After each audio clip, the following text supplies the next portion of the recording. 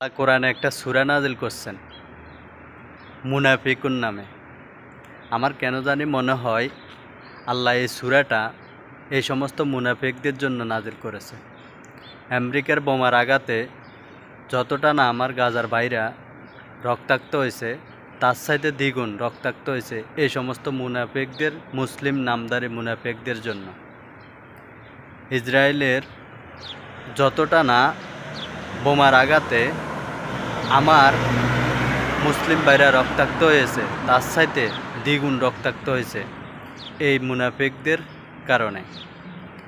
যখনই আমার মুজাহিদ ভাইরা বিজয়ের শেষ প্রান্তরে চলে আসে, তখন এদের মতন মুনাফিকেরা, পশ্চিমাদের পাঁচ আটা গোলামেরা, এরা কি করে? এরা কূটনীতিক চাল দিয়ে তাদেরকে সন্ত্রাসী ত্যাগ লাগাইয়া দেয়।